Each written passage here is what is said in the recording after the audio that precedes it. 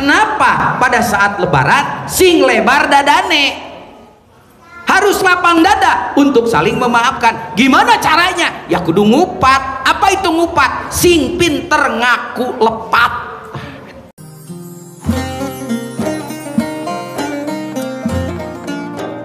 Terima kasih Pak DKM atas pencerahannya.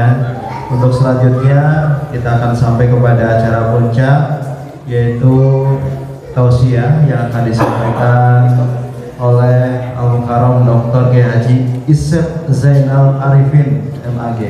Beliau adalah dosen dari Universitas Islam Negeri Bandung.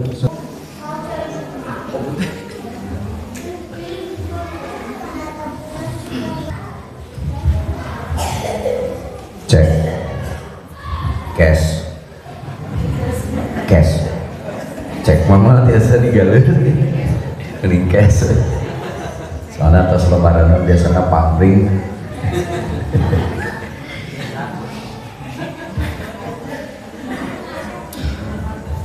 Bismillahirrahmanirrahim. Assalamualaikum warahmatullahi wabarakatuh.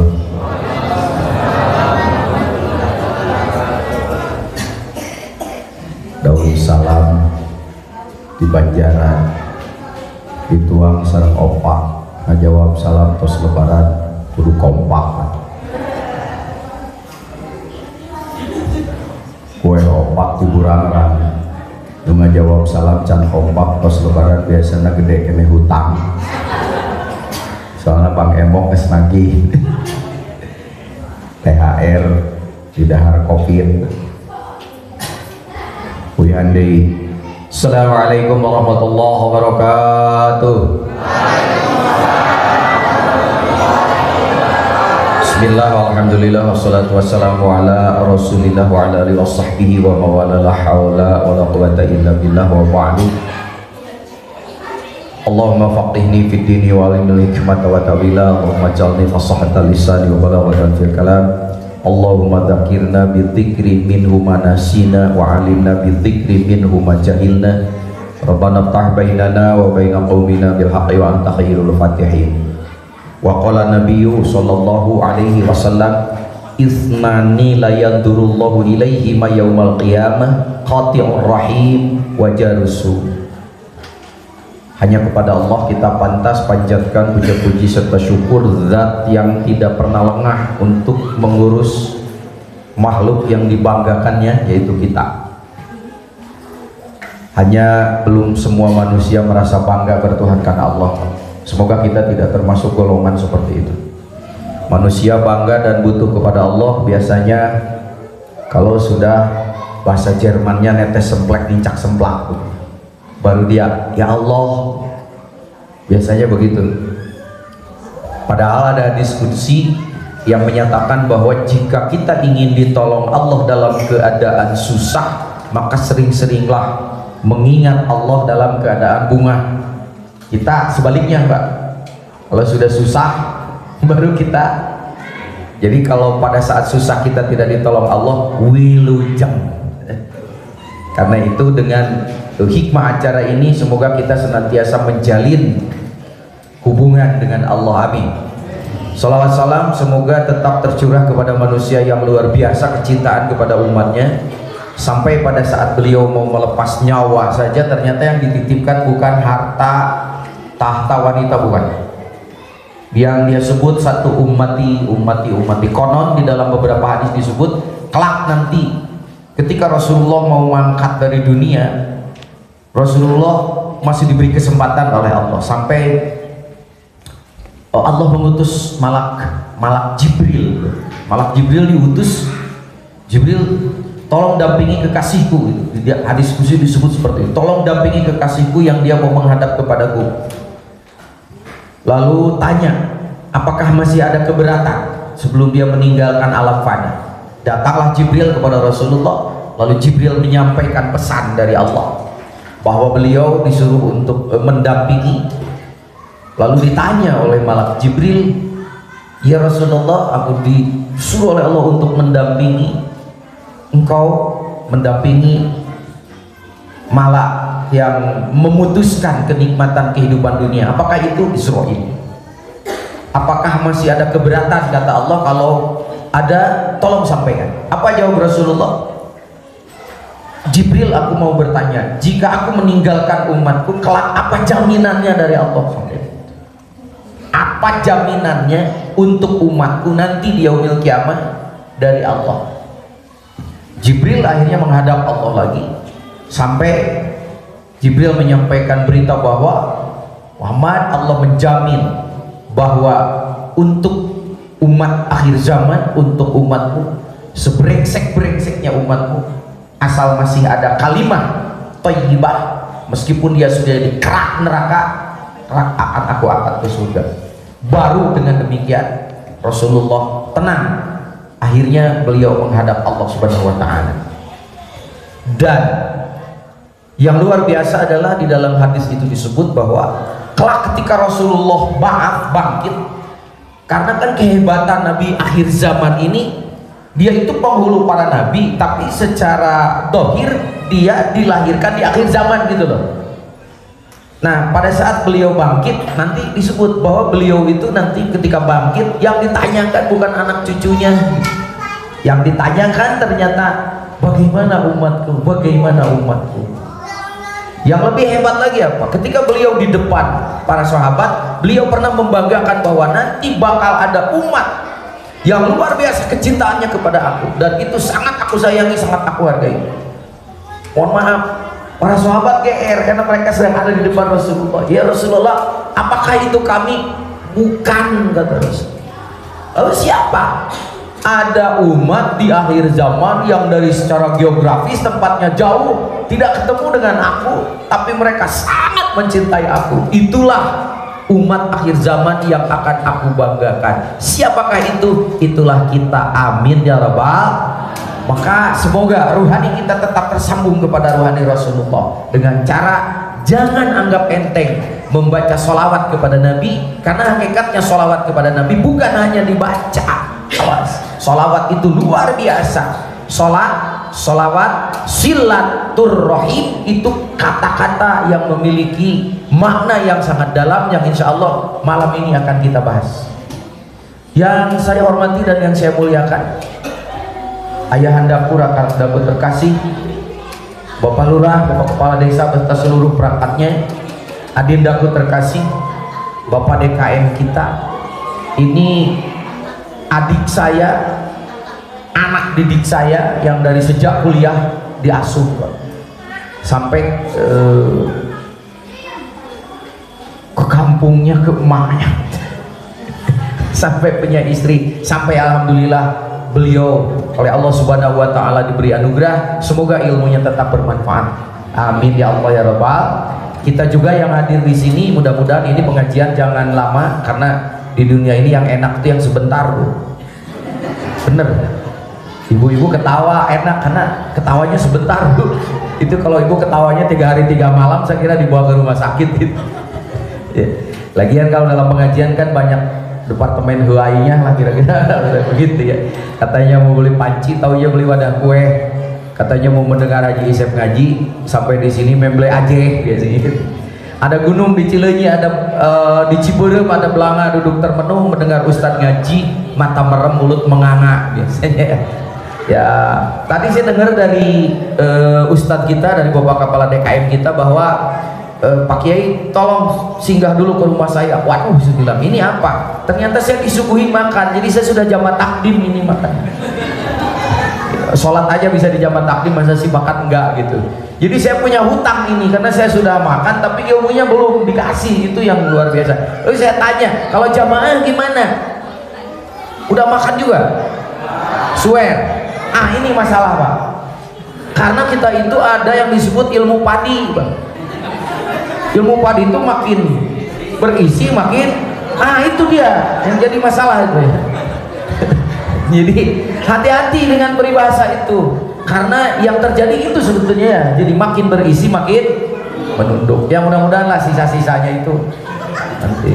Ibu-ibu kan biasa ada yang disebut berkah dan berkat, beda bentuk Pak, beda bentuk. Jamaah rahimakumullah, ini orang Indonesia itu Masya Allah, luar biasa, luar biasa, karena biasa di luar gitu ya. Aneh-aneh, Muslim Indonesia tuh aneh-aneh. Makanya pantas Rasulullah membanggakan, karena dalam keadaan yang jauh dari Rasulullah, tapi kecintaannya, pola berislamnya, pola beribadahnya, pola mencintai Allahnya, Masya Allah luar biasa, sampai masuk ke tulang sumsum, sampai masuk kepada budaya. Jadi budaya-budaya kita, kalau dikatakan bahasanya, itu kayaknya sudah Islami, kira-kira begitu.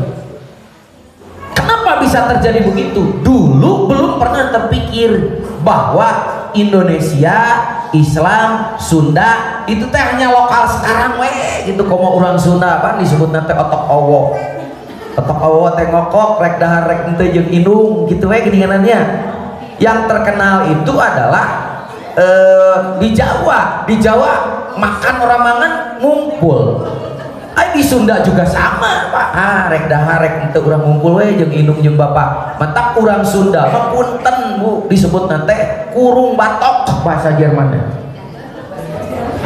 Hanya ada 2 suku itu yang saya temukan di luar daerah itu banyak. Satu Tasik, besok tukang dagang kiribit. Itu saya temukan di mana-mana. Tahun berapa ya, saya masih bolak-balik ke Malaysia itu, ternyata ada seorang, kalau kita camat dia itu ngundang saya, dia punya perkebunan luas, kata beliau, Pak Ci, saya bawalah sama kebun saya katanya, nanti bakal ketemu teman-teman di sana. Saya kira orang mana? Masya Allah itu di kebun sawit Pak, orang Tasik, orang Garut, di Malaysia kan, orang Jampang, tong disebut Jampang, Jepang. Karena kalau ada orang Jampang Kulon, dia tidak pernah menyebut Jampang Kulon, Jepang Barat. Garut pendeket kayak Stuttgart. Jadi jangan terlalu rendah hati kita ini. Di Jerman ada Stuttgart, di kita ada Garut Pak. Di Amerika ada Los Angeles, di urang aya Leles Pak. Di Amerika Chicago, di urang aya Chicago, non bedana. Ya. Jadi Indonesia ini luar biasa. Kenapa ketika Islam masuk hampir tidak ada pertentangan? Kenapa ada budaya-budaya yang oleh para wali itu diserap untuk memasukkan hakikat ajaran Islam dengan tidak merusak simbol-simbol budayanya? Inilah hebatnya dakwah para wali. Maka kalau kita melihat dari kajian akademik, mohon maaf, ternyata Islam dimasukkan ke Nusantara melalui 2 jalur Pak. Satu jalur yang disebut dengan pendekatan kultural, yang kedua pendekatan struktural. Duluan mana kultural sama struktural? Kultural dulu. Kenapa? Kultural itu pendekatan Islam melalui simbol-simbol budaya. Makanya simbol-simbol budaya jangan dirusak gitu. Itu kan bid'ah, zaman Rasulullah tidak ada. Banyak yang bid'ah Pak. Kalau tidak ada bid'ah, kita ini tidak akan berkembang. Hanya bid'ah mana yang dolalah, bid'ah mana yang tidak dolalah, itu yang harus kita paham, sehingga tidak kullu bid'atin dolalah dalam konteks apa. Karena kalau misalnya kullu bid'atin dolalah, segala sesuatu yang baru itu ternyata adalah sesat dan sesat masuk neraka, saya kira ini juga bid'ah semua Pak. Zaman Rasulullah datang yang kieu, Bapak juga pakai motor bid'ah. Zaman Rasulullah nggak ada kendaraan bermotor, yang ada kendaraan bermodal. Halo? Jadi hati-hati kita menerapkan kaidah-kaidah itu. Ini zaman Rasulullah nggak ada, sahabat nggak ada, tabiin nggak ada, tabiin nggak ada, ulama mutakhirin apalagi nggak ada. Bid'ah Pak. Bapak nggak mau baju di kaput bid'ah. Makanya nanti ada kajian-kajian yang harus kita waspada untuk menempatkan masalah hukum, terutama dalam sejarah. Maka ustadz, kiai, saudara-saudara kita yang dengan niat baik ingin menyebarkan Islam, kalau tidak paham budaya Indonesia, bahaya. Mari kita lihat, kita kemarin melaksanakan kegiatan yang sangat luar biasa. Disebut luar biasa karena kegiatan saum Ramadan itu adalah kegiatan yang Allah sengaja hadiahkan untuk umat Muhammad.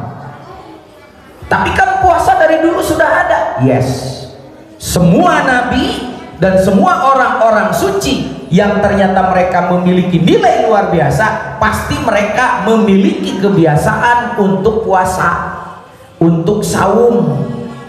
Makanya ada kata saum, ada kata siam. Awas di Quran itu. Kalau yang dipakai kata siam, maka cara mengosongkan diri, menahan makan, menahan lapar, menahan minum, tata caranya spesial diatur sejak zaman Rasulullah. Itu kalau yang dipakai siam. Makanya ayatnya kan kutiba alaikumus. Quran menggunakan lagi satu kata, yaitu kata as-saum. Apa bedanya asyam dengan as-saum? Kalau as-saum menahan dari hal-hal yang hidup sehari-hari tapi aturannya umum gitu, itu as-saum. Makanya ketika siapa yang sejarah Islam itu kan menyebut ada seorang wanita soleha, ketika dia ingin punya anak, dia iktikaf di mihrab dan dia puasa 3 hari 3 malam, tapi puasanya makan minum. Siapa itu ya? Siti Maryam. Dia makan minum, bahkan makanannya dianterin dari surga. Tak bisa gitu Pak, dianterin oleh malaikat di surga. Lah kok puasa? Jadi apa yang dimaksud dengan puasa dan yang digunakan kata as-saum? Ternyata beliau hanya tidak ngomong 3 hari 3 malam. Kalau puasanya menahan dari tidak ngomong 3 hari 3 malam, maka Quran menggunakan kata as-saum eta. Jadi lamun pamajikan bapak cemberut tilu poe tilu penting tomokan digegereukeun bisi manehna teh nurutan Siti. Bapak-bapak tidak memberi belanja 3 hari as-saum. Si goreng dipakai ngusuk Pak. Aduh. Ini hati-hati Bu, kalau bapak-bapak mancing itu harus ditanya, Pak mancing apa? Mancing lauk emas, mancing lauk imas, itu yang jadi masalah. Ya, beda-beda bentuk itu, beda bentuk. Apalagi mancing keributan, tidak boleh. Jamaah rahimakumullah. Jadi tradisi bagaimana menahan diri itu banyak. Bahkan umat Nabi Musa itu kalau puasa setelah 3 hari, dia 30 hari ditambah lagi 10 hari kalau mau puasanya sempurna. Berarti berapa hari? 40 hari. Urang ge 28 poe kemarin geus ngitung-ngitung lebaran teh Senin Minggu. Ini umat zaman dulu. Lagian kalau puasa mereka itu ternyata bukan hanya nggak makan nggak minum, silih kekepan oge teu meunang. Sekarang 30 hari punten meureun ibu jadi jablay atuh. Dan berat Bu model-model puasa umat masa lalu. Maka ketika Allah mengatakan kama kutiba alal ladzina min qablikum, betul bahwa umat-umat sebelumnya sudah ada tradisi seperti itu, tetapi Allah menggunakan kata asyam. Artinya bahwa Muhammad jangan kecil hati, aku akan memberikan sesuatu keistimewaan kepada umatmu, namanya sama seperti umat yang dulu, tetapi ringan sekali. Mana ringannya? Tidak perlu seperti umat dulu, hanya menahan makan dan minum dari mulai habis sahur sampai kepada maghrib, tetapi hebat sekali, dahsyat sekali efeknya. Dosa masa lalu yang tidak pernah bisa diampuni, tidak perlu taubat seperti umat masa lalu, karena umat masa lalu ada yang tobatnya itu saling membunuh Pak, kan mengerikan. Bapak taubat, ternyata nabinya menyuruh mereka baru bisa tobat kalau harus saling membunuh. Beak merenang atulah menjelma tobat. Enggak, kata Allah, ringan sekali tapi efeknya dahsyat. Dosa masa lalunya siang malam dihapuskan. Itulah yang disebut dengan asyam. Maka siam ini adalah tata cara puasa, tapi puasanya itu sangat luar biasa. Ternyata ringan sekali, efeknya dahsyat, hanya diperuntukkan untuk umat Muhammad, yaitu kita semua. Itu Pak Kiai, kenapa tuh perintah untuk siam dan saum kok datang ke Indonesia jadi puasa? Nah eta Pak, makanya kita harus mengkaji sejarah deh.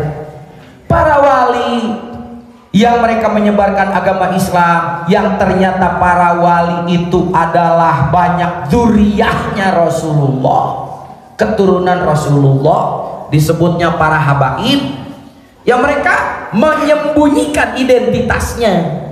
Mereka datang ke sini kaget gitu, karena tradisi itu memang sudah ada. Nah, hanya tradisi nu kitu geus aya. Pak, akhir-akhir ini mulai terungkap rahasia-rahasia, ternyata Indonesia itu adalah lebih tua kebudayaannya dari kebudayaan apapun di dunia. Baru terungkap sekarang, Pak.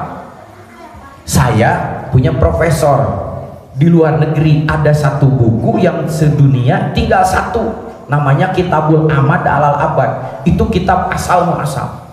Ternyata zaman Nabi Adam saja, dari zaman Nabi Adam ada keturunan beliau yang generasi ke-8, nggak tahu anak cicit dan cucunya, kan daratan dunia ini sudah ada. Ternyata nanti dari keturunan Nabi Adam yang ke-8 ada yang sudah tersebar ke sini, ke Nusantara. Namanya itu terdiri dari 3 huruf, Sod, Nun, Dal. Ulangi.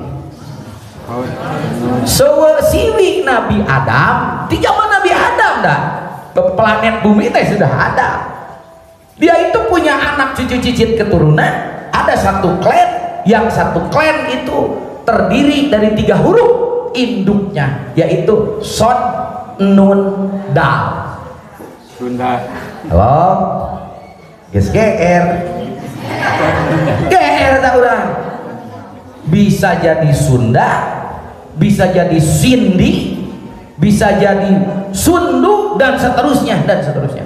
Kemarin saya ungkap di depan Pak Rektor Unpas bahwa jangan minder, karena kata Sunda tidak hanya menunjukkan kepada satu suku yang ada di Jawa Barat,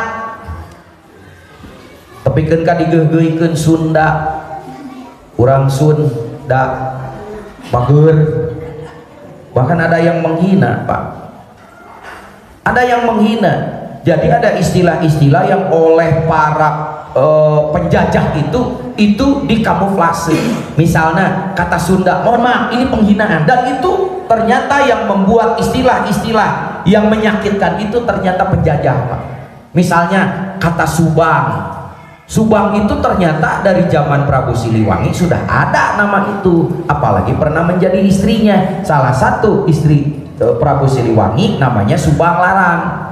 Di Urang ada nama Subang, di Kuningan ada nama Subang. Ternyata nama Subang di sana itu diambil pada zaman dulu oleh orang-orang yang diambil oleh Belanda dari Kuningan, disimpan di wilayah Pantura, aslinya dari daerah Subang. Ternyata Subang itu oleh penjajah itu dijelekan namanya menjadi Asu Abang.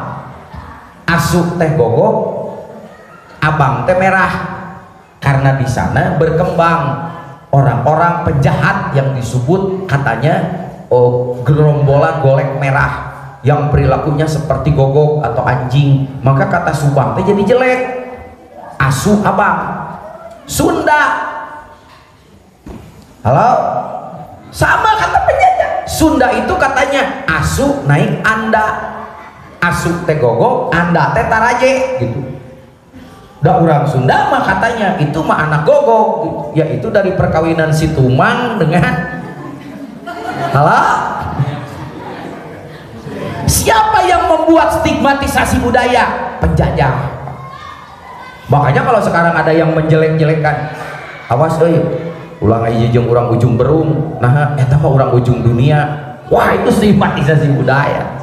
Nah, para wali ketika datang ke sini, tradisi mengosongkan perut di Sunda bahkan sudah ada sebelum kata siam dan saum dibawa oleh para wali. Leluhur Sunda sudah memiliki kebiasaan yang disebut dengan istilah kuru cileuh kentel. Nih kata apa?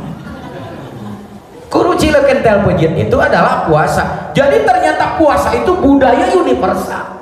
Ya, para ulama, para filosof, siapapun pernah melakukan puasa. Lako yang dipakai itu adalah kata puasa, bukan kata siam. Karena di kita sudah lebih dulu berkembang ajaran agama Hindu. Ajaran agama Hindu itu ajaran agama Brahmanisme. Para ahli sejarah perbandingan agama menyebut ternyata Brahmanisme dari kata Brahm, Braham itu nenek moyangnya ke sana, itu dari kata Ibrahim. Hanya terjadi musaddiqo lima baina yadayhi, karena waktu akhirnya ajaran Ibrahim itu menjadi tercemar sehingga tidak tauhid lagi, tapi menjadi ada dewa itu, dewa ini, dan seterusnya, dan agama selalu mengalami hal seperti itu. Maka di dalam ajaran agama Hindu ada yang disebut tradisi kerup cileken tel pejete, disebut upawasa.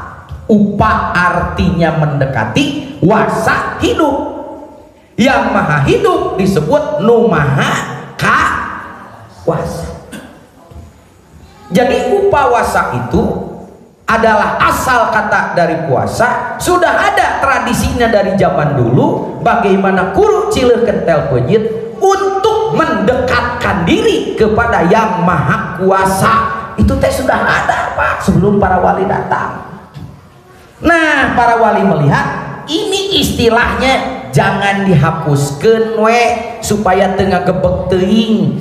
Teu dibidahkeun ku para wali harita. Wah, ini puasa bidah, ini musnahkan saja. Meureun urang teh moal menyebarkan agama Islam pada saat itu. Maka mereka lestarikan simbol budaya itu. Tapi kata para wali, dulu upawasa itu sama kurup cileukeun tel peujit, dan itu adalah syariat amma qad salaf, masa lalu. Maka yang sekarang disempurnakan dengan syariat Nabi Muhammad. Maka kata siap dimasukkan kepada simbol budaya, namanya tetap puasa, tetapi di dalamnya adalah syariat Nabi Muhammad. Itu pekerjaan para wali, Pak. Itu yang disebut dengan dakwah melalui simbol budaya, Pak.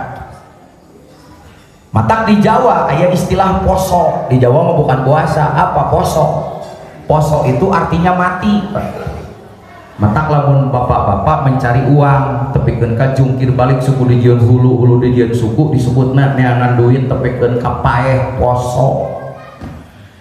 Itu dari kata poso. Poso itu ternyata mematikan hawa nafsu. Beres melakukan itu, maka muncul istilah yang disebut dengan lebaran. Coba tanya kepada saudara-saudara kita yang dari Jawa. Padahal saya juga orang Jawa, Jawa Barat. Aneh ya. Jadi kalau sudah menyebut dari mana? Dari Jawa, konotasi teh sudah Jawa Tengah, Jawa Timur. Ayo urang masalahin urang Jawa. Urang Jawa, Jawa Barat. Jawa Barat. Nah, jamaah rahimahullah, di Jawa kalau habis melakukan sesuatu disebutnya lebar teh geus atos gitu. Tapi atos di Jawa beda. Jelas, Pak. Mantap aya urang Jawa si Mas Jono keluar di WC, Mas atos ora mencret. Udah beda tuh. Atos teh teuas gitu. Ta bahasa Sunda nama jauh, teuas teh disebutna kabepeng. Udah, Masya Allah, itulah budaya. Maka kita harus bijak untuk memahami budaya ini. Nah, habis melaksanakan poso, habis melaksanakan puasa, dari kata upawasa, yaitu upaya mendekatkan diri kepada yang maha kuasa, maka ada pesta. Pesta teh disebut ria, karyaan gini kan. Makanya di Jawa itu ada tradisi yang disebut dengan bakdo riayan. Bakdo teh bakda, sesudah riayan adalah karyaan. Jadi ada satu pesta keriaan, kegembiraan yang diungkapkan setelah melaksanakan kegiatan puasa yang disebut dengan istilah lebaran. Ternyata lebaran itu maknanya luas. Lebaran itu bimakna sing lebar dadane hiji ta. Yang kedua sing ngelabur dosane. Yang ketiga sing ngeluber kebaikane. Eta teh tidak kata lebaran. Mun di Sunda mah mun geus puasa teh ulah di kotoran deui. Nah, lebar. Kalau kakara ngeuhnya eta para wali nyelapkeun eta. Setelah puasa kita disebut Idul Fitri, orang yang kembali kepada kesuciannya. Maka kalau sudah puasa, mohon maaf, lebar atuh tong di kotoran deui. Maka kondisi seperti ini mempertahankan kesucian disebut lebaran di urang. Yang kedua, lebaran di mana luberan. Sing luber apanya? Barokahnya, kebaikannya, seperti ngelubernya barokah di bulan Ramadan. Ya. Di bulan Ramadan itu berkah. Berkah itu apa? Ziyadatul khair. Ziyadatul khair itu bertambah-tambahnya nilai kebaikan. Minimal Pak, kue namahan. Padahal kalau mau bikin kolak ajengan sekarang juga bisa, ada bahan-bahannya ada. Tapi nanti di suguhan kolak etak berkahnya lebaran. Makanya alhamdulillah lebaran itu bener-bener berkah, segala bertambah. Ibu-ibu ge bulan Ramadan pak kemarin alhamdulillah pagawean teh ngilo badan we. Udah seminggu lihat di kilo lagi, seminggu alhamdulillah 2 kilo. Iya karena memang belum tajil. Aing geus tajil di kilonya dinaik 4 kilo.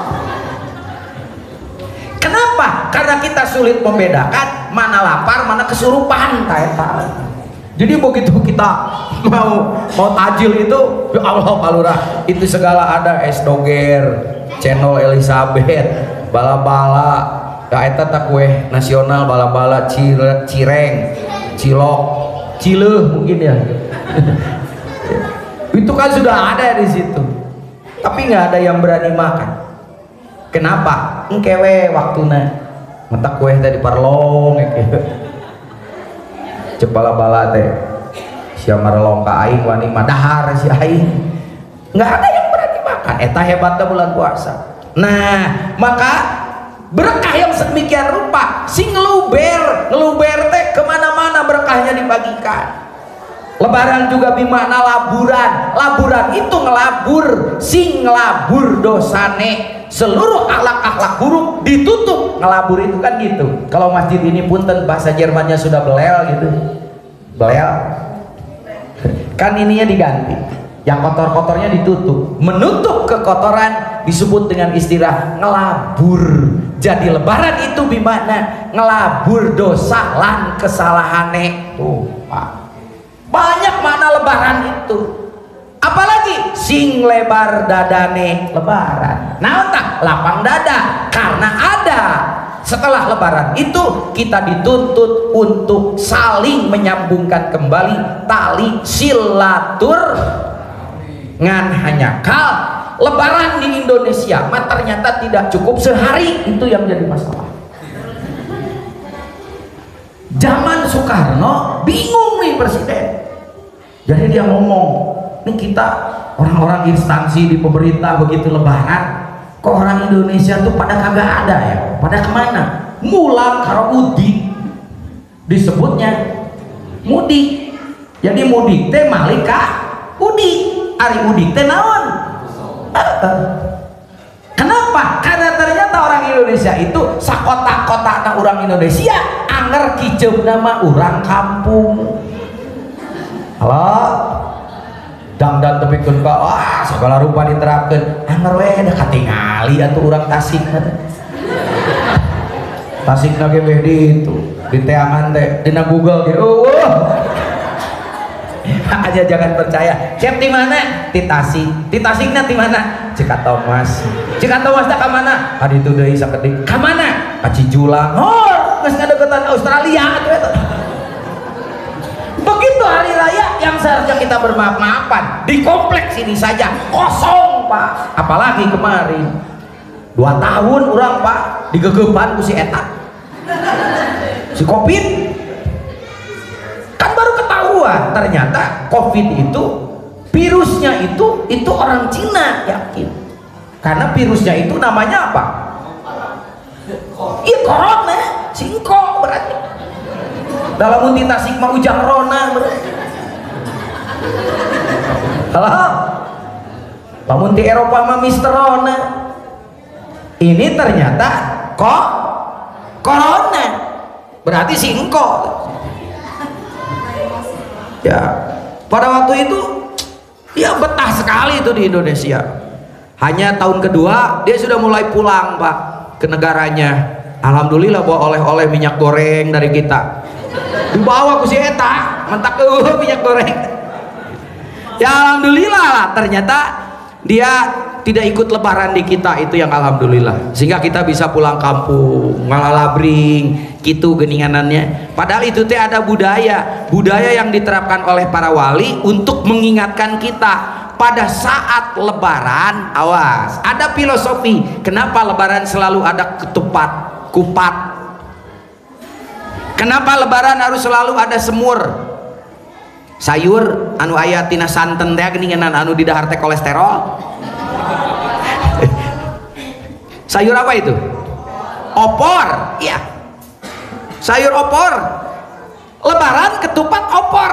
Pak, itu tidak sembarangan para wali menciptakan menu, karena menu itu memiliki makna spiritualitas sekaligus makna budaya Pak. Karena ketika tadi makna lebaran itu seperti itu, kenapa pada saat lebaran sing lebar dadane?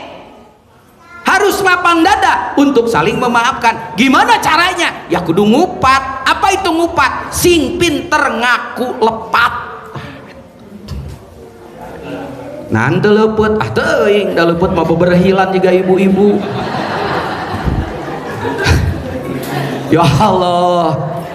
Ieu mah sanes nu sanesnya. Sim kuring teh jeung si geulis.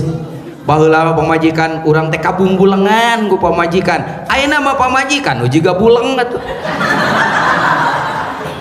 Maksudnya cangkengan, Pak. Tapi jangan kecil hati ibu-ibu. Kalau ibu-ibu cangkengan, bersyukur. Kenapa? Moal nyeri cangkeng. Lah ibu nyeri cangkeng karena punya. Saya nggak tahu bahasa Jawanya cangkeng apa itu. Apa tuh? Pakean. Nyaeta lah bahasa uang Pak. Jadi karena para wali banyak dari orang Jawa, maka simbol-simbol yang dipakai nyuwun sewu teh mohon maaf ya ngan 1000 gitu. Cuma teh kenapa tidak nyuwun 100.000? Jadi kalau kita mau lebar dadane ya nyuwun sewu, kita itu harus pinter ngupat itu apa? Ngaku lepat. Dan jelema tidak akan saling memaafkan kalau manusia tidak pandai untuk merasa bersalah. Ternyata intinya kupat itu lambang kehidupan kita. Pertama, kupat dibuat dari daun kelapa. Di Jawa disebutnya apa? Janur. Janur itu kalau kita ngaku lepat, maka nanti kita akan menemukan sejatine nur. Nur itu apa? Cahaya. Jadi daun kelapa disebut janur karena mengandung makna manusia itu memiliki hakikat kejiwaannya, dan itu adalah nur. Itulah sejatine nur. Apa? Ruh, Pak. Hanya ruh itu begitu masuk ke dalam tubuh kita, itu persis seperti ketupat. Ruh kita yang putih bersih diibaratkan beras, Pak. Iya. Ai kupat eusina kunaon? Beas, Pak. Bahasa Jawa beas teh naon tah? Beras. Ya podo ae. Saya enggak kayak orang Jawa kan ngomongnya. Ya. Itu Pak digambarkan oleh para wali, mencari bentuk ketupat saja itu kan perlu perenungan. Maka para wali itu berkontemplasi gimana caranya supaya masyarakat kita budayanya dapat, betul nawareg, tapi nilai spiritualnya masuk. Hese tak kudai zaman ayeuna mah. Komodai tukang sesebret. Salah bidah. Moal bisa manusia itu punya budaya, punya simbol budaya. Kita harus bijaksana menghadapi itu. Itu sudah dipraktekkan oleh Rasulullah. Fabima rahmati minallahi lintalahum walaupun tafadun golidul fadbi lan fatu min haulik. Kalau kamu tidak dengan kasih sayang, maka mereka itu akan lari meninggalkan kita.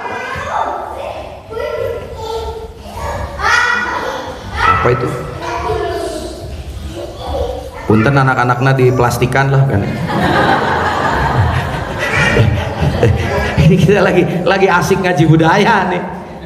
Luar biasa Pak. Jadi rohani kita terbungkus oleh tubuh kita, dan ternyata rohani yang tadinya nur, yang tadinya bercahaya, yang tadinya suci, yang asalnya hanya berhadapan dengan sang kekasih yaitu Allah, begitu masuk ke dalam tubuh, mohon maaf, persis seperti beras yang terlilit oleh daun ketupat itu. Itu sebab ketupat punten bentuknya segi empat, rata-rata segi empat ketupat itu.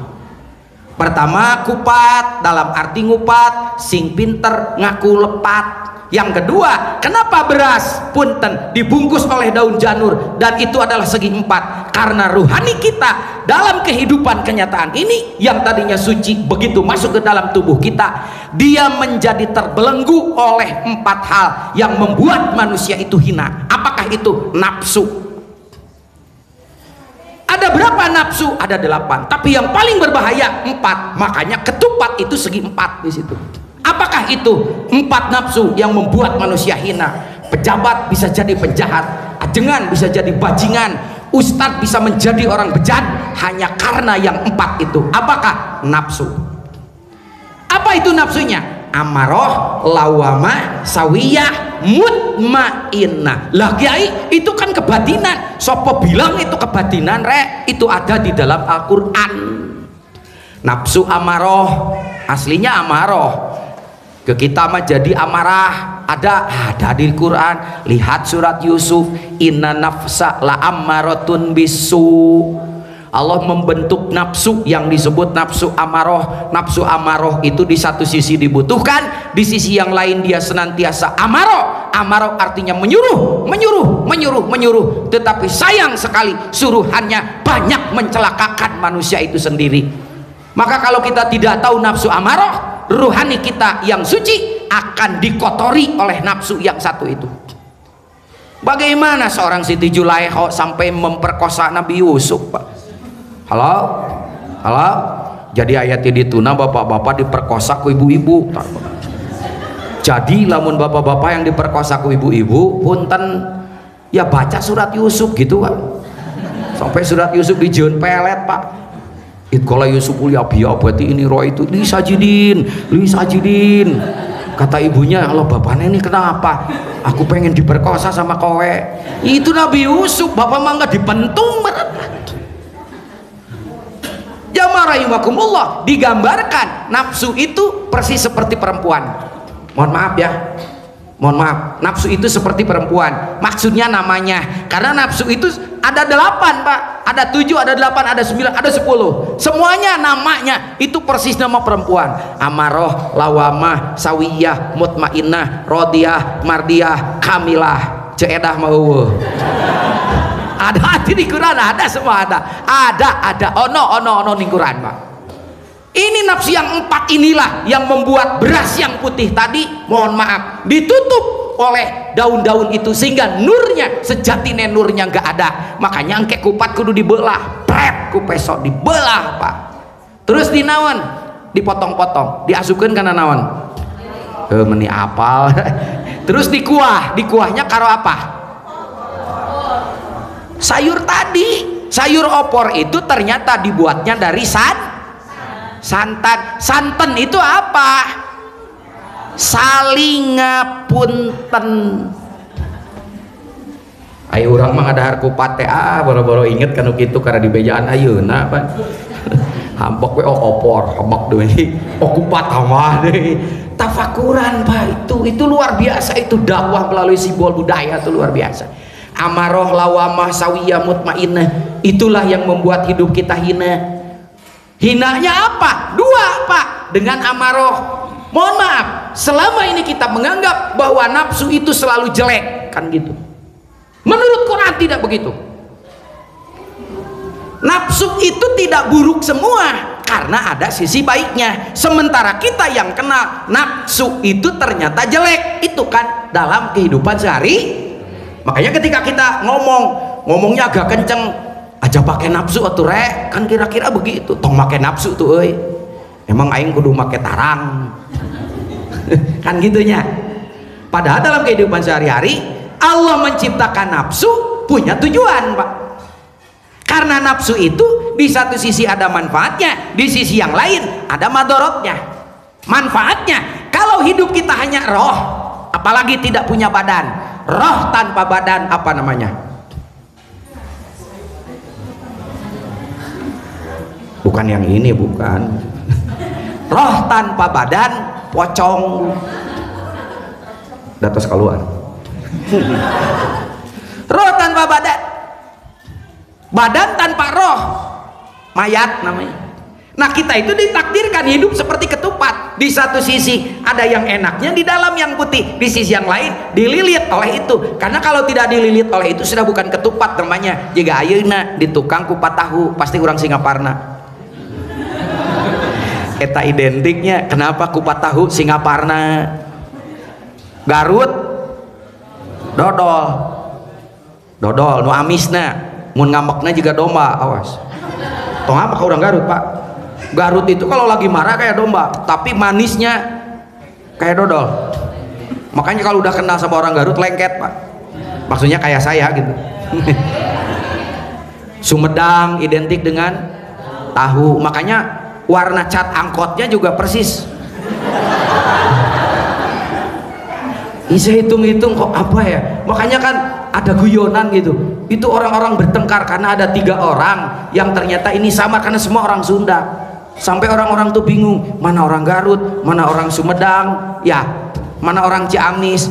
Akhirnya gimana? Ya gampang, tonjok we, engke lamun utah nu kaluarna dodol berarti urang. Terus heureyan mun ngabrik nubruk pasti urang. Udah sarua jeung domba. Tapi lamun ayeuna ditonyok nu kaluar tahu pasti urang. Gitu cenah, gitu. Benar atau tidak? Ya ibu uji aja sama suami ibu lah nanti. Kalau dipeluk nanti yang keluar tahu asli orang Sumedang. Nah, sampai di mana tadi? Udah eta ngaji teh gitu. Saya udah capek ngaji kok, yang terakhir tahu ini tak gimana. Masya Allah, nafsu amarah itu diterangkan di dalam Quran surat Yusuf. Ada lagi nafsu amarah, ada nafsu lawamah yang letaknya di sini nih. Mohon maaf udah jam 10, saya tidak berani menyebut susu ini, udah malam. Iya, ya karena susu harus 2 Pak. Kalau 1 su. Iya, coba pulang ke rumah, mah minta su. Tambahan Pak hiji deui, tambahan. Jadi jelas bentuknya. Halo? Ya gitu pula. Ya. Silakan ketawa, tapi ketawanya jangan disekalikan, sedikit-sedikit saja. Hahaha gitu. Kalau disekalikan juga nggak enak. Apalagi kemarin kita nggak bisa ketawa karena di masker terus. Ada orang pengen ketawa ininya di masker, pelenung gitu.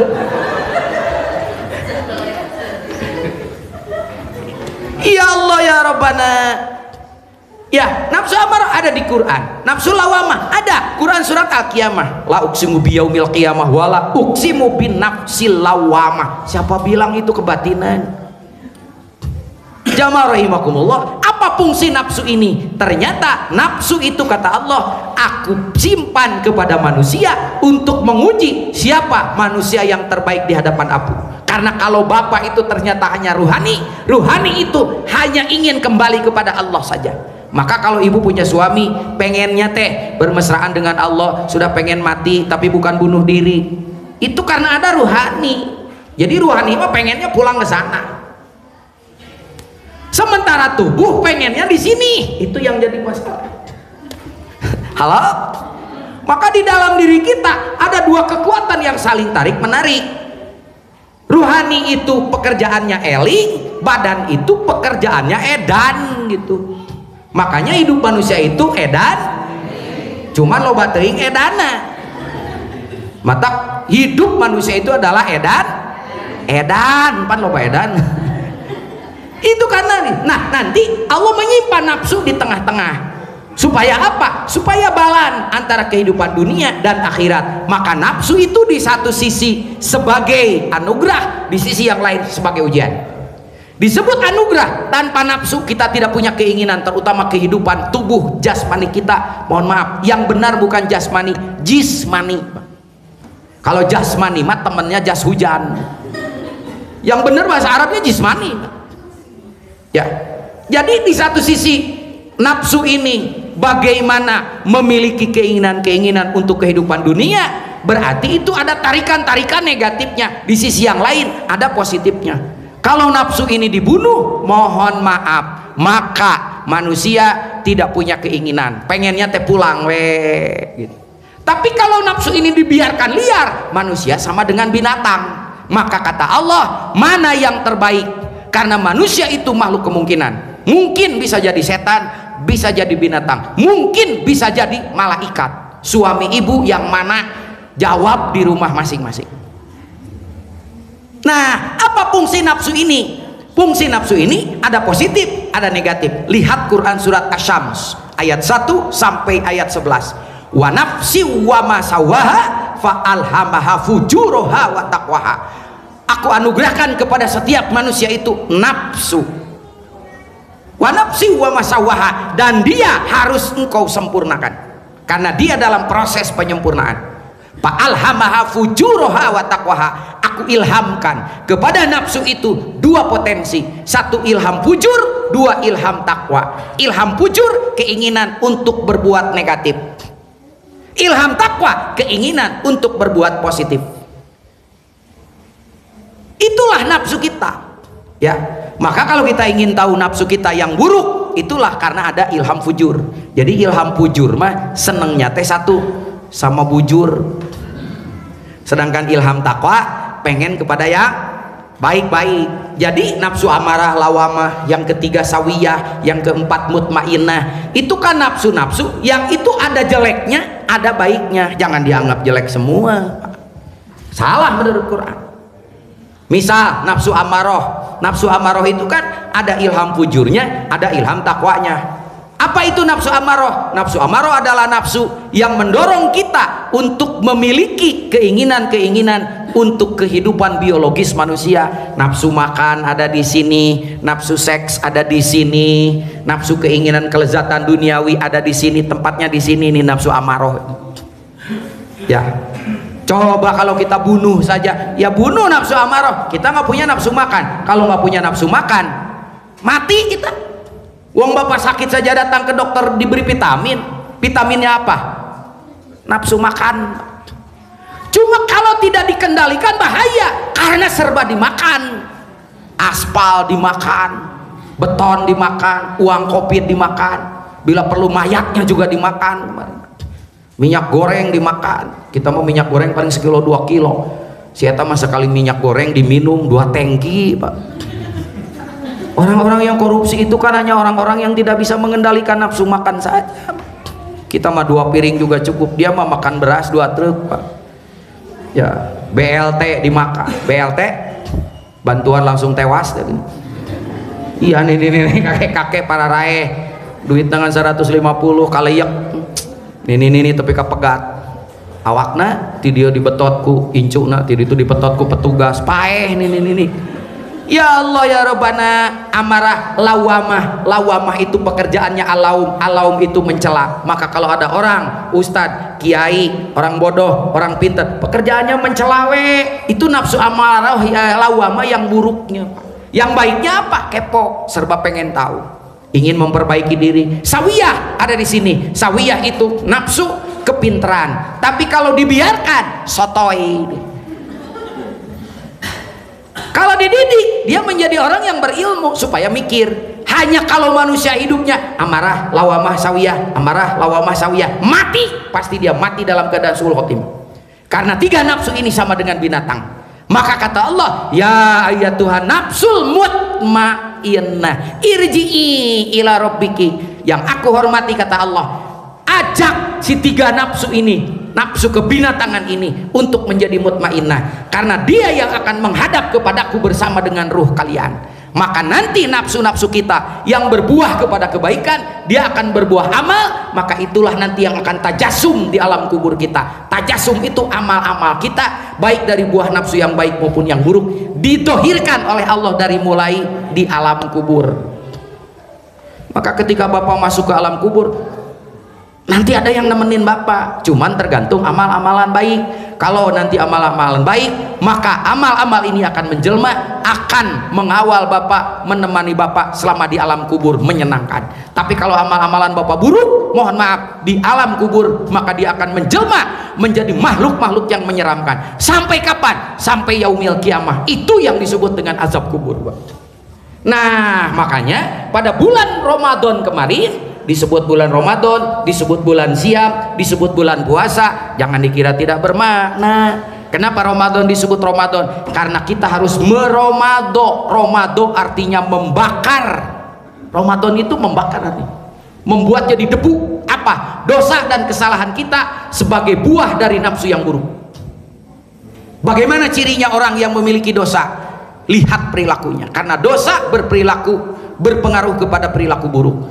Jadi kalau kita mau melihat ada dosa enggak dari hasil Ramadan kemarin, lihat perilaku buruk kita. Kalau masih ada perilaku buruk, berarti ada dosa yang belum terhapuskan oleh Ramadan. Salah satu akibat dari dosa dan perilaku buruk, akhirnya kita putus hubungan. Makanya ada lebaran. Di lebaran itu tidak selesai sehari.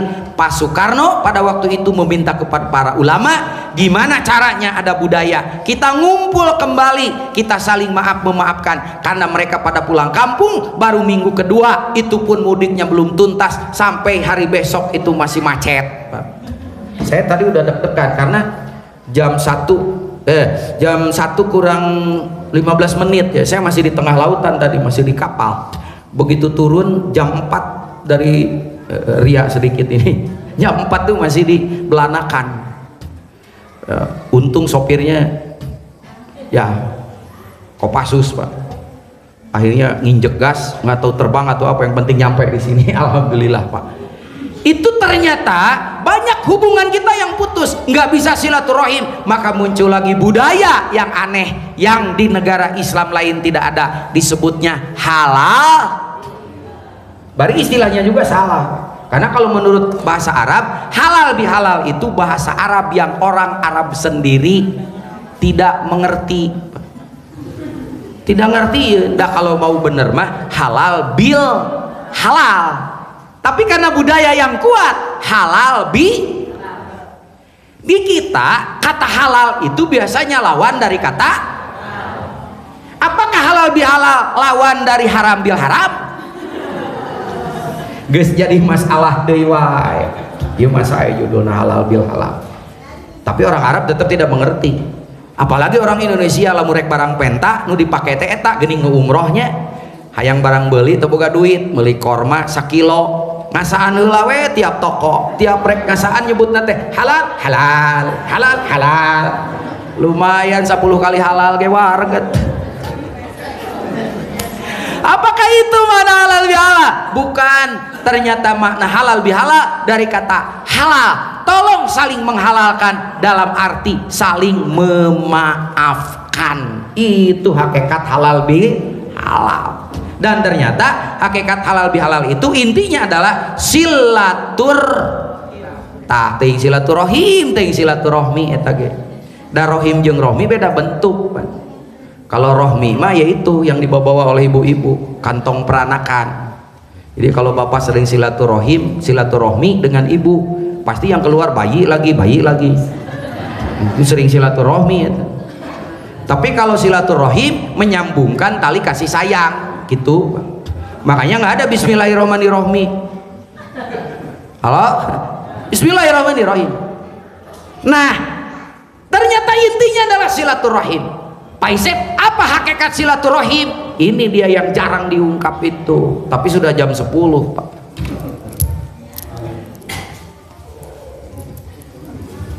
Wah, ini tanda-tanda ini. Enggak cuma pakai jam aja.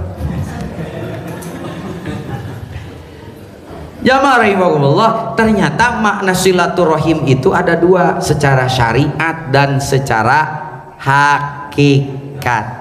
Secara syariat, silaturahim adalah bagaimana menyambungkan kembali benang kasih sayang yang putus antar sesama manusia. Satu, itu makna syariat. Ini yang sering diungkap maknanya. Tapi makna yang kedua, makna hakikat silaturahim itu artinya menyambungkan kembali ruhani manusia kepada yang memiliki sifat rohim. Siapakah yang memiliki sifat rohim? Allah. Ayo urang mah mana silaturahim teh hiji we ka jelema. Salah, tidak salah, tapi belum benar. Karena ada yang lebih berbahaya ketika hubungan rohani manusia putus dengan ilahi. Sok bapak rek balik ke mana? Diceraikan ku pamajikan ge bapak masih bisa tinggal di kartu pos. Halo? Diceraikan oleh Allah, bapak mau lari kemana? Sedangkan rohani manusia banyak yang putus hubungannya dengan Allah dan dia tidak menyadari. Maka kalau bapak mau tahu apa yang disebut orang fasik, orang fasik itu adalah alladzina yanquduna ahdallahi mim ba'di mitsaqihi wa yaqta'una ma amarallah. Jadi manusia itu punya perjanjian ruhaninya itu dengan Allah, bahwa dia itu tidak akan putus hubungan dengan Allah. Itu pun kasih sayang Allah, Pak. Karena ruhani itu hakikatnya tidak mau berpisah dengan Allah, ruhani itu. Tapi kata Allah, kamu tetap harus berkelana di planet dunia ini. Maka kata Allah, perjalananmu jauh. Karena jauh maka harus ada ikatan. Untung Allah mengikat kita dengan perjanjian yang disebut dengan perjanjian primordial, yang sering diungkap oleh Ustadz. Itulah perjanjian alastu birobbikum. Jadi di alam ruhani sana, ruhani kita sudah diikat dengan Allah. Itulah ikatan cinta hakiki Allah kepada kita.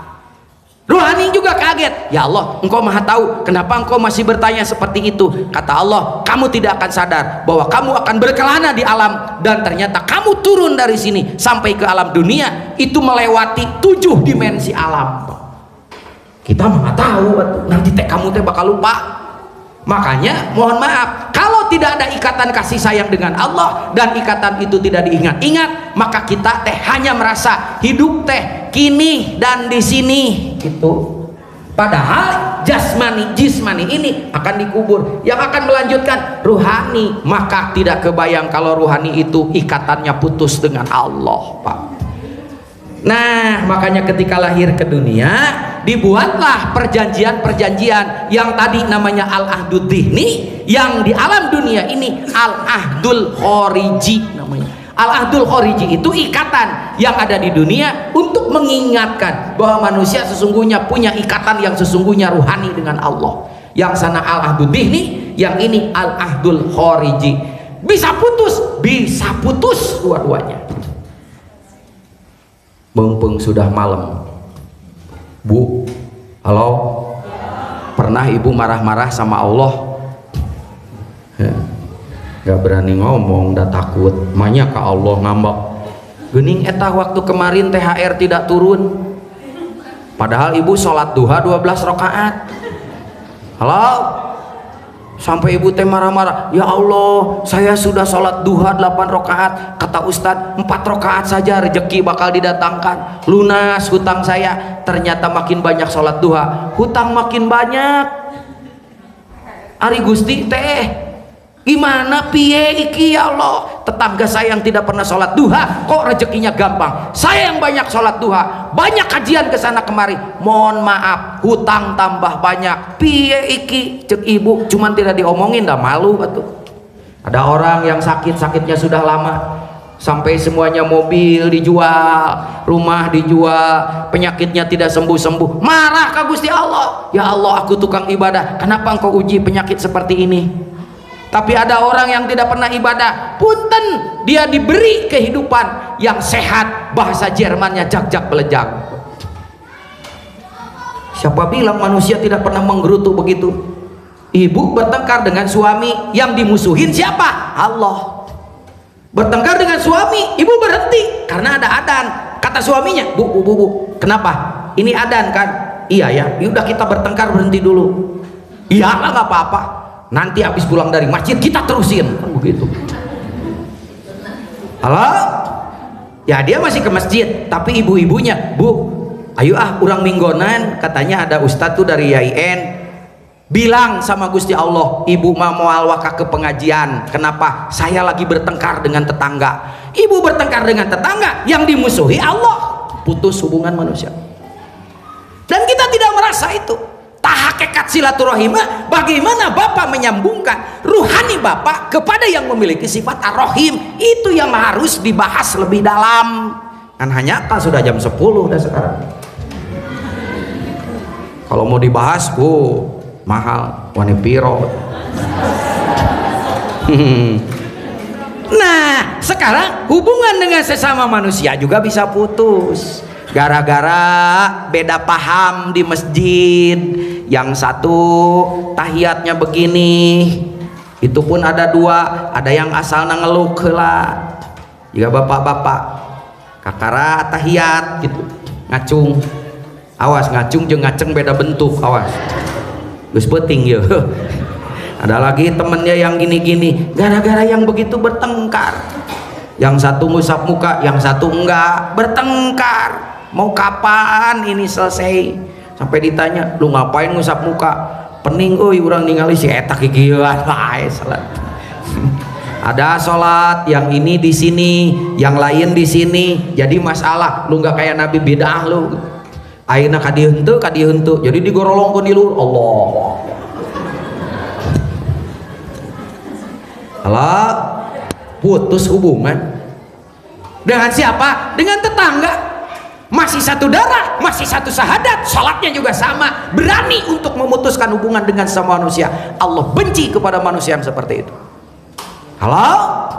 Isnani la yandurullahu ilaihi ma yaumal qiyamah qati'ur rahim wa jarus su'i. Ada dua orang, dua kelompok manusia yang kata Allah pada hari itu manusia butuh pertolongan, syafaat, pertolongan dari Allah dan nabinya. Akan ada dua kelompok manusia yang tidak akan pernah dilihat oleh Allah dan Rasulnya. Siapakah itu? Qati'ur rahim wa jarus su'i. Satu, orang yang suka memutuskan tali silaturahim. Yang kedua, wa jarus su'i, orang yang hidup jelek bertetangga.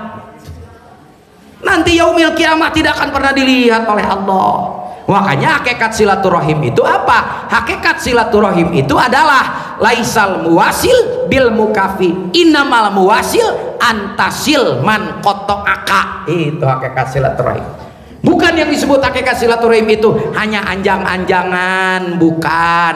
Karena ada orang yang anjang-anjangan dikasih kuehnya dilihat dulu, ini mah bolu pisang, asupkeun deui, pikeun deui ka tetangga. Di tetangga operin deui ke yang sebelah, operin deui sebelah, balik maning sama yang ngirimnya. Kenapa? Lawang diberi tanda. Apakah itu silaturahim? Bukan, eta mah anjang-anjangan. Kita berbuat baik kepada orang yang berbuat baik, itulah mukafaah, eta mah wajar saja. Apa yang pernah ibu putuskan? Hubungan suami dengan istri pernah putus, tapi bukan puasa Siti Maryam yang 3 hari 3 malam dia geningan. Kalau mau puasa ngasih tahu dulu, Pak, ibu mau puasa Siti Maryam. Oke, kata bapaknya, saya juga mau puasa, tidak akan memberi nafkah 3 hari. Awas Pak, putus. Orang tua dengan anak putus, tetangga dengan tetangga putus, sambungkan kembali. Tuh, itulah hakikat silatur. Jadi silaturahim itu bukan hanya anjang-anjangan, tetapi menyambungkan apa yang sudah pernah putus. Pintunya apa? Pintunya kupat sing pinter ngaku lepat.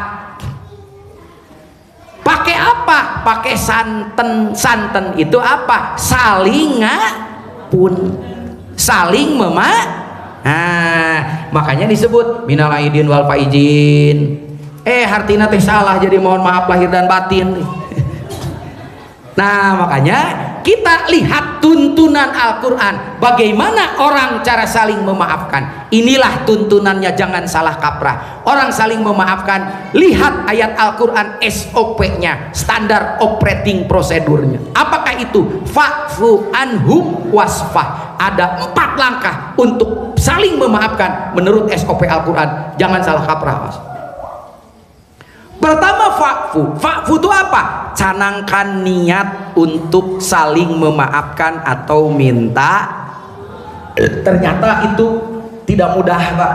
Tidak mudah, karena segala sesuatu berasal dari niat. Untuk minta maaf tidak mudah, niat untuk saling memaafkan juga tidak. Jadi meminta dan memberi tidak bisa kalau tidak niat. Karena innamal a'malu binniat. Niatin dulu atuh mau saling memaafkan.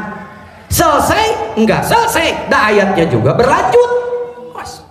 Kenapa berlanjut? Atau tidak akan kata wasfah Pak kalau cukup dengan fa'fu.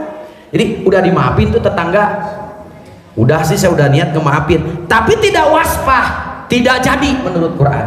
Karena itu harus ada tindakan operasional yang disebut dengan wasfah. Wasfah itu langkah kedua adalah, pertama wasfah bimakna sofha. Apakah itu? Lapangkan dadamu. Makanya yang tadi lebaran itu sing lebar dadane. Karena kalaupun sudah niat, kalau tidak lapang dada, terjadi saling memaafkannya. So, ada orang yang pernah disakiti di mana? Tuh di situ di pintu gerbang masjid. Ada orang yang pernah dimarah-marahi, beleguk sia, goblok sia, kan gitu orang mus ngambek teningnya. Bahasa kebun binatang ge keluar, sampai orang teh sakit hati Pak, di sini sakit hati nanti di. Nah, udah 3 lebaran tidak pulang Bang Toyib gitu. Akhirnya di situ deh, ya udahlah, saya mau saling memaafkan, saya aja yang mau maaf, saya yang minta maaf, saya sudah berniat, niat dari rumahnya ingin memaafkan, tapi karena tidak lapang dada sampai di pintu masjid, inget deui baheula dicarekan. Punten bahasa kasar teh meureun kieu. Anjir aing baheula dicarekan di dieu. Sampai sekarang seperti ini. Terjadi tuh, karena apa? Tidak lapang. Jadi yang kedua, wasfah bimakna lapangkan dadamu. Yang ketiga, wasfah bimakna, awas, harus ada tanda-tanda saling memaafkan. Dari kata wasfah itu ada salah satu cirinya kata musofahah. Musofahah dari kata wasfah. Apa itu? Itu mah ciri dan tanda saling gitu. Bahkan kalau sekarang Pak sudah dimaafkan, sudah Bapak sudah niat memaafkannya, baru langkah pertama. Langkah yang kedua, sudah lapang dada belum? Ya itu mah nanti dululah, tahun depan dikredit. Enggak lah. Yang ketiga, Pak atuh harus ada tanda-tanda saling memaafkan. Mangga eta mah ciri sabumi cara sadesa. Cuman yang dicontohkan berjabat tangan. Eta ge rupa-rupa. Aya nu kieu wungkul geuninganan, aya nu kieu wungkul, aya nu ti kajauhan siliung kedue kieu. Campur abdi, mangga neng, itu belah ditu ieu belah dia komo ayeuna kamari social distancing. Untung Pak ada ini sekarang gitu. Meskipun kata-katanya kepanjangan, orang tapi kabingung arek ngabalesna. Di tengah embun yang bening, naon cek urang teh? Urang teh bingung ngajawab. Tungtungna hampura euy, heuh angeus kitu. Bunyian puisi sagala rupa. Iya, sama-sama naon sarua edana gitu. Itu jelas eta oge. Tapi Quran mengatakan wasfah, harus ada tanda saling terserah ibu man kamari amak-amak kan baru nyieun kue kabeh, ternyata minta maaf teh kabeh karena WA. Halo, hanya kal cek ibu tadi dibelikan karena kue mun nyaho kieu mah aing. Hanya kal. Kenapa? Karena tidak ada tanda saling memaafkan. Selesai belum menurut Quran. Wasfah satu lagi bimakna sohifah, buka lembaran baru. Dan tidak ada pernah kata tapi, eta cirina. Lamun aya kata tapi batal. Halo? Ece, sekarang mah ketahuan geuning yang memfitnah Ece bahwa Ece itu ternyata agen bank anu, ternyata itu tetangga yang memfitnah. Sekarang mah ketahuan itu fitnah Ece, ya Ece juga tahu. Sudah dimaafkan, alhamdulillah, tapi nggak jadi. Nggak ada kata tapi. Itu yang disebut dengan wasfah bimana sohifah, buka lembaran baru, let's go be bygone. Yang sudah. Nah, maka kalau misalnya soklah kece dihampura, tapi tidak begitu menurut Islam, nggak ada kata tapi. Itu yang disebut dengan membuka lembaran. Pertama juga ibu jeung bapak, cek si ibu teh, maneh arek jadi tukang nguseup deui moal. Kenapa emang? Kamari ternyata kamu teh cek Pak Isep, ternyata geuning kamu teh nguseup lauk Imas. Bilang sama saya nguseup lauk Nila, ternyata nguseup lauk Nisa sia. Cek suamina teh nyatu hampura we. Ke heula cek Pak Isep ge SOP-na aya 4. Wah, sekarang apa? Niat. Yang kedua, lapangkan. Yang ketiga, ada tanda saling. Yang keempat, buka lembaran. Anggeus selesai gitu. Jika tadi ke SMS dibaca mah panjang, tungtung nate tengeunah ngajawab nate heueuh sami-sami. Itu bu hakikat silatur. Nah setelah itu dijalankan, mohon maaf punten, jaga silaturahim kita dengan yang memiliki sifat ar-rahim, yaitu Allah subhanahu wa ta'ala. Bisi jadi jelema fasik, karena yang memutuskan hubungan silaturahmi dengan Allah ruhaninya orang-orang fasik. Fasik itu bukan orang jahat, tapi fasik itu dari kata fasikun, artinya bengkok. Tapi dianya sendiri tukang ngelurusin orang, liur tah. Makanya di Sunda itu ada alat mebel yang dia sendiri bengkok, pekerjaannya meluruskan. Kalau sudutnya tidak 90 derajat ketahuan sama si etama. Nama alat itu disebut pasekon. Artinya apa? Dia sendiri bengkok tapi pekerjaan kepada orang lain meluruskan. Itulah orang fasik. Jadi tolong saling mengingatkan, jangan sampai menjadi pasekon. Terima kasih. Semoga malam ini kita mendapatkan pencerahan tentang hakikat silaturahim, ada secara syariat, ada secara hakikat, dan betapa kayanya para alim ulama kita memasukkan Islam kepada simbol-simbol budaya. Allahumma sholli wa sallim wa barik, amin ya Allah ya rabbal alamin. Allahumma taqabbal wudu'ana wa sholatana wa siyamana wa qiyamana wa ruku'ana wa sujudana wa takhasyu'ana wa la tadrib biha wujuhana ya ilahal alamin. Allahumma innaka afuwun karim tuhibbul afwa fa'fu anna. Allahumma inna nas'aluka ridhaka wal jannah wa na'udzubika min sakhatika wan nar. Rabbana la tuzigh qulubana ba'da idh hadaitana wa hab lana min ladunka rahmah innaka antal wahhab. Duhai Allah, terlalu sulit hidayah Ramadan ini masuk ke dalam dada kami. Jangankan kami meramadankan selama 11 tahun ke depan, setitik dari Ramadan saja nilainya tolong tancapkan ke dalam dada kami. La tuzigh qulubana ba'da idh hadaitana, dan ketika nilai Ramadan itu sudah tertancap di dalam dada kami, la tuzigh qulubana, jangan engkau cabut kembali ya Allah, sehingga kami bisa merasakan hidup istiqomah kalaupun mati dalam keadaan husnul khotimah, sehingga kami bisa membawa nilai Ramadan ini 11 bulan ke depan. Rabbana atina fid dunya hasanah. Duhai Allah, hina nian kalau kami hanya diberi kebaikan di dunia, dan rugi nian kalau kami hanya diberi kebaikan di akhirat. Karena itu ya Allah, sejak detik Syawal ini berilah kami kebaikan dari dunia sampai akhirat. Rabbana atina fid dunya hasanah wa fil akhirati hasanah wa qina adzabannar, dan jauhkanlah sepak terjang kami, anak kami, istri kami, saudara kami, keluarga kami dari segala macam perbuatan yang berbuah neraka jahanam, baik neraka jahanam dunia sampai neraka jahanam akhirat. Subhana rabbika rabbil izzati amma yasifun wa salamun alal mursalin walhamdulillahi rabbil alamin wabillahi taufiq wal hidayah. Wassalamu alaikum warahmatullahi wabarakatuh.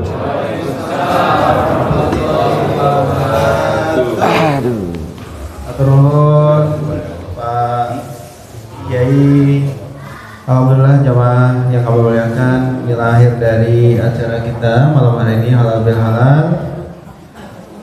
Sebelum kita pulang ke rumah, mari kita nanti bermusafah terlebih dahulu, bapak dengan bapak-bapak, ibu-ibu dengan ibu-ibu, dan adalah kita akhiri acara pada malam hari ini dengan bacaan hamdalah alhamdulillahirabbil alamin. Wabillahi taufiq wal hidayah. Wassalamualaikum warahmatullahi wabarakatuh.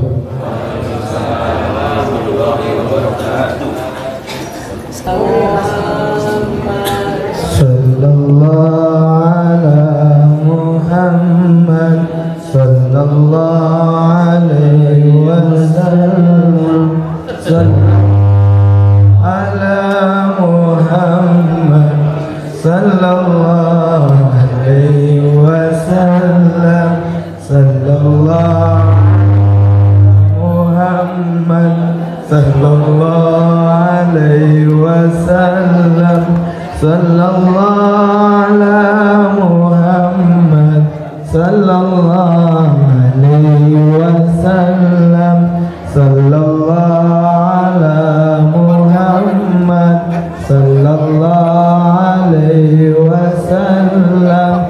Sallallahu ala Muhammad sallallahu alaihi wasallam.